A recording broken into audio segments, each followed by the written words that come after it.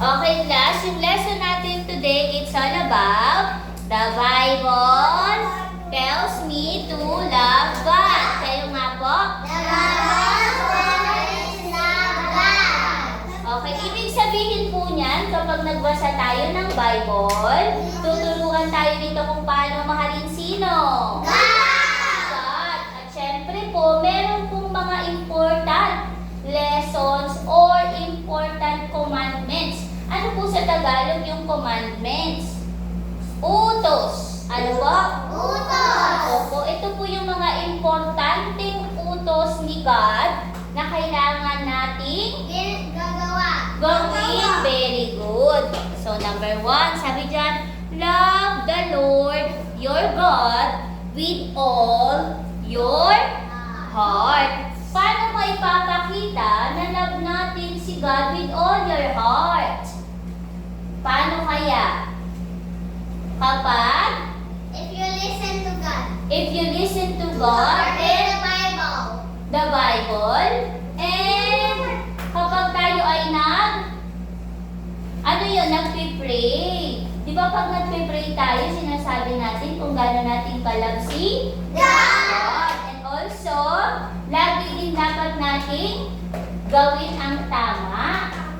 Opo, dapat gumawa tayo ng tama or karapat-dapat sa ating kapwa at sa mata ng Diyos ito ay nakalulugod or happy si Jesus kapag may ginagawa tayo tama. Kasi po, pag pinakita natin na marami tayong ginagawang tama, like yung pagpasok sa school, pagsunod kay mami at daddy, ibig sabihin nun, love natin si God. Kasi sumusunod tayo sa utos. At ang pagsunod sa mga utos ng parents, ibig sabihin nun, nilalove nyo si God.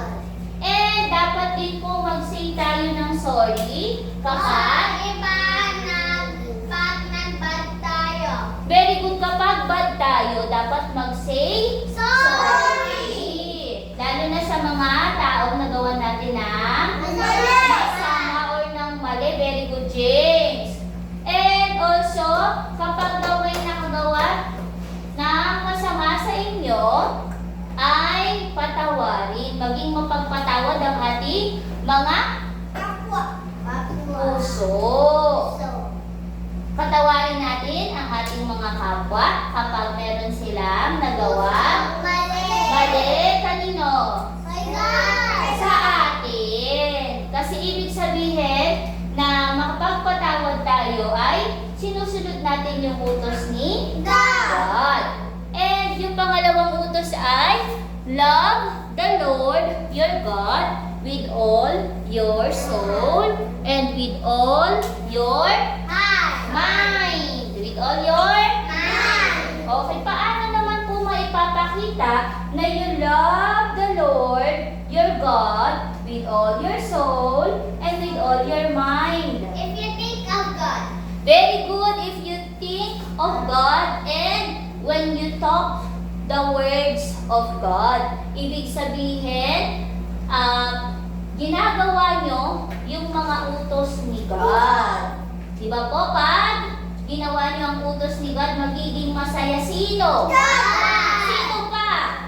Ang parents. Very good kasi ibig sabihin na ginagawa nyo ang utos ni God ay nagiging mabait kayong mga bata, mga tao. Very good.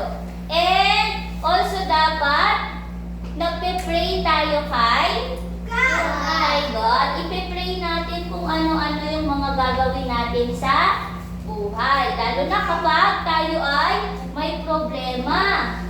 Magpe-pray tayo kay God para mabigyan ng answer yung ating mga problems. And also, magbasa tayo ng Bible. Para nga maramdaman natin ang love ni God. Very good. And kung ano man po ang mga nabasa natin sa Bible, dapat i-apply natin sa pang-araw-araw nating pamumuhay. Like yung love. Di ba? Lagi tayong magmahalan, huwag mag-aaway. Di ba? Po, grade 1. Oh, di ba lagi nga sabi ni Ma'am Jo, dapat sa classroom lagi tayong behave. Ano pa? At saka lagi tayong magbe-best. Bawal ihi ng ihe kasi nga pag ihi ng ihe, labas ng labas, hindi na makapokus sa very good. Opo, paglabas ng labas, ano po? Kasi yung dami labas ng labas, no? Okay, next na, last na ito. Love your neighbor. Ano kaya yon? Yes, give care to your neighbor. Sabi nga dyan, mahalin mo ang iyong neighbor kagaya ng pagmamahal mo sa sarili mo. Ano-ano ba? Ano-ano ba ang mga neighbor mo? Madami po tayong neighbor, hindi lang po yan tao. Meron din yan mga animals. Yung nature, nabigay ni God. Dapat binigay ni God ito ng magaganda, maaliwalas, malinis. Dapat ganun din ang gagawin natin. Di ba po? Okay. Ano pa kaya? Laging dito tayo sa love your neighbor. Laging ipakita ang pagmamahalan. Paano pa kaya laging magtulungan? Tumulong tayo sa ating neighbors. And paano kaya mapapakita yung pagtulong sa neighbors? Halimbawa sa tao or sa classmate nyo. Pag may kailangan ng neighbor, papahiramin. O pag yung neighbor nyo naman ay mga animals, like dogs or cats, anong gagawin? Papakainin. Very good. O paano naman yung mga halaman? Paano nyo mamahalin yun? You water them. Very good.